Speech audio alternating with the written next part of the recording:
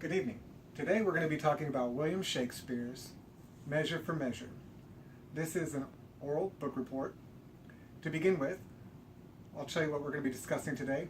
Three main parts. First of all, we're going to talk about the structure, the theme. Then I'll give you a brief summary of the story. And then we'll talk about some of the biblical allusions that are in the text. First of all, if you're familiar with Shakespeare, you know that there are some elements to his writing that are similar throughout. One of the things that's similar about this writing, Measure for Measure, to some other texts by Shakespeare, is the setting. The setting in this play is Venice. Why Venice? Well, probably because during Shakespeare's time, it was a center of Renaissance. It was a trading community, probably much like biblical Corinth, where you had a mixture of culture and a lot of things pulling and tugging on people's lives. That being said, it was probably very affluent. So that's one of the things that we'll see that's familiar about this text.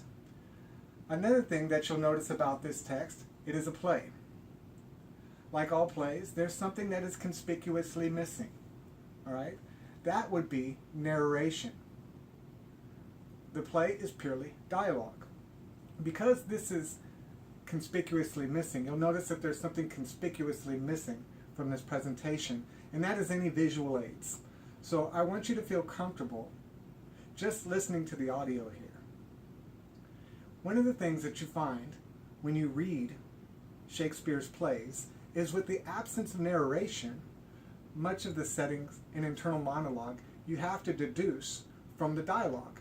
This is very similar to some of Homer's work, where you have no internal monologues. Also, since there is no narration, the emotions are usually expressed through long flowery statements with adjectives that describe the speaker's feelings. So, moving on. Another thing, like I mentioned, was Venice the setting. It is a corrupt community, much like the Merchant of Venice. You have a lot of people who are kind of doing their own thing. One of the problems in this community, which we'll talk about within the themes, is there's a lot of adultery, there's whorehouses, and there's a lot of people just kind of very much self-serving. But at the same time, there are the Christian overtones that dominated this society that was so close to Rome, the Holy See. One of the things that's also familiar in this story is its comedic support. When I talk about comedic support, even in Shakespeare's tragedies, we're familiar of, for example, in Hamlet, the section with the gravediggers. In other texts, I believe Romeo and Juliet had the clowns. In this one, we have two characters. One of them name is Elbow, and the other name is Pompey. All right? Elbow happens to be a jailer or a constable. Pompey happens to be what's called a bard. Now, both these characters, they're only supporting, but they provide some familiar comedic relief within the text. Now, Pompey is the more developed character.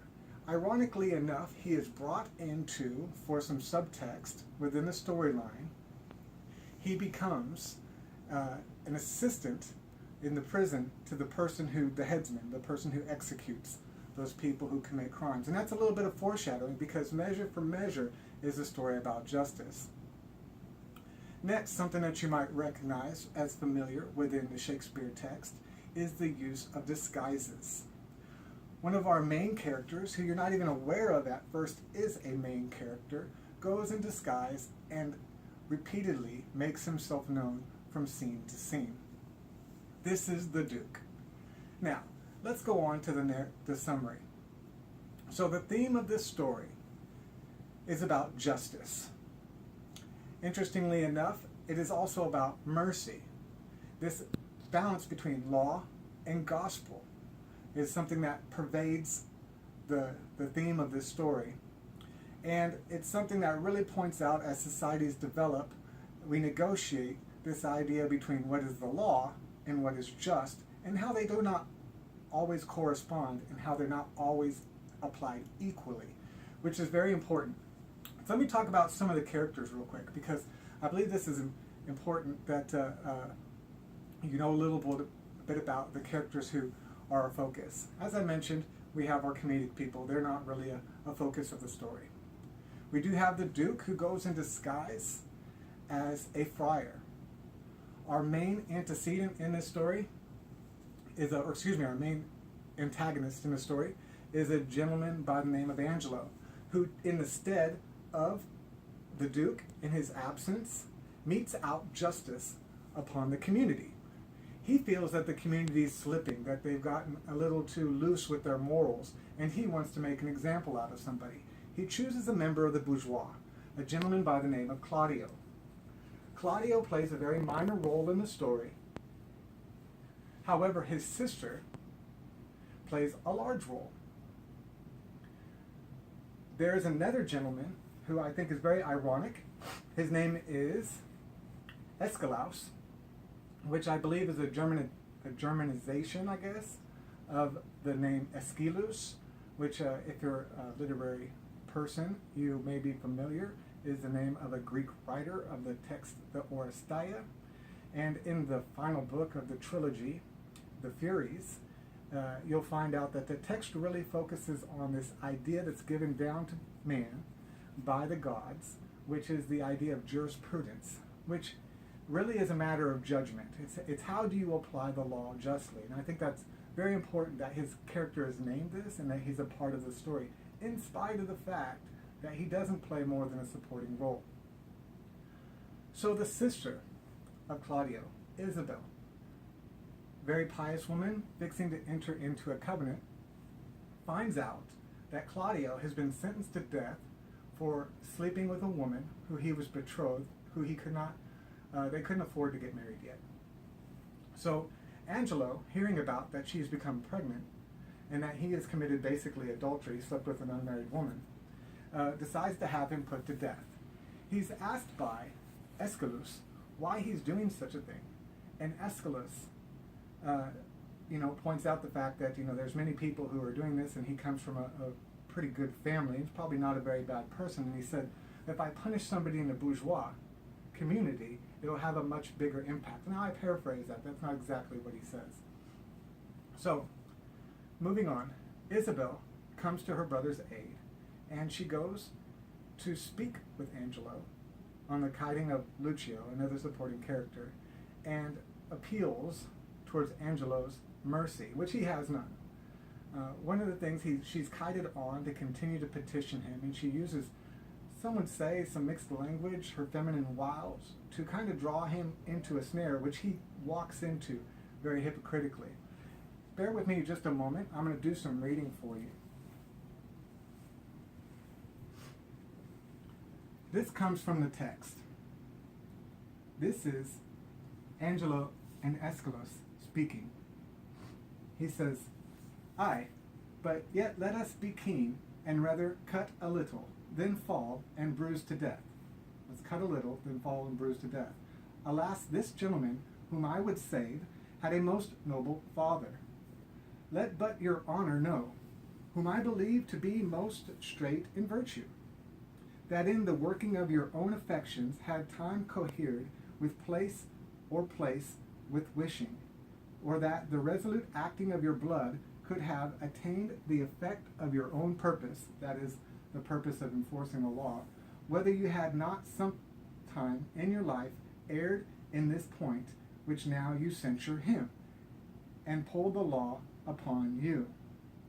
Angelo responds, "'Tis one thing to be tempted, Aeschylus, another thing to fall," which brings to mind the namesake of this text and the primary biblical allusion of this text, which comes from Matthew 7:1 and 2, probably one of the most misconstrued, misused scripture of all time. "Judge not, lest you be judged, for with the judgment you pronounce, you will be judged, and with the measure you use, it will be measured to you." That comes from the ESV version, measure for measure. That's where we get the name of the book from. So, the Duke, later on, let's go back to our narration for just a moment. I apologize. So, I'm not going to give away the whole story because there's a lot of great things in the story, and I wouldn't want to destroy the plot for you. but this idea of justice pervades the text, and the question of who is right, who is righteous. And Isabel comes along at a point where, in her petitioning to Angelo, he makes advances to her. She calls him upon it, calls him a hypocrite, basically, and he says, well, my reputation is better than yours anyways, who will believe in you? He in then turn says she will either give up her body or her brother will be put to death. Strangely enough, the Duke inserts himself back into the story. He inserts himself back into the story as a friar in disguise. Throughout the time, we see the wisdom of the Duke. He comes along, he visits those in prison, he shows them grace and mercy, similar to Matthew 19, and speaks to them, offering them the chance for confession, since many of them are going to die. He finds out about the injustice of the sword, the kingdom of the left, that Angelo is using in his stead, and how he's doing it in a way that's unbefitting of the office. I think at the same time, although it's not, you have to infer this from the text, he's really bewitched by the beauty and the piousness of young Isabel. So, without giving the whole story away, there is some interesting subtext where things come back around and everyone is called to judgment, and there is that climax in the story where the Duke reveals his identity. And he metes out justice to everybody according to their shortcomings, basically. He shows some mercy. I'm not going to tell you what happens to Claudio, because Claudio really showed himself to be weak in character. There is a happy ending to this story, and that is that basically the guy gets the girl, the good guy gets the girl. So I'm not going to tell you how that plays out either. I really want you to read this because it's only about 75 to 90 pages, and it's a really good read.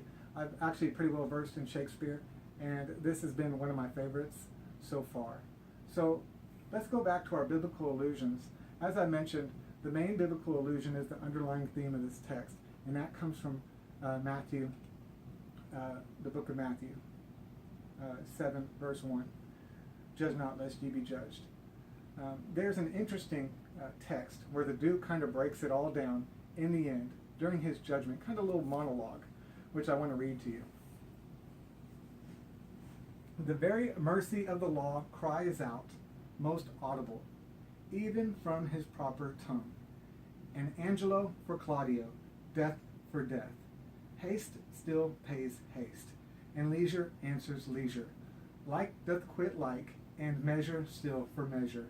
Then, Angelo, thy faults thus manifested, which, though thou wouldest deny, denies thee vantage, we do condemn thee to the very block where Claudio stooped to death, and with like haste away with him. As you might suggest, based on that reading, that you know what happened at the end of this story. But you only know if you read yourself. So I thank you for joining me during this time as I give you this little synopsis on the text of Shakespeare and the text Measure for Measure. You guys have a nice day.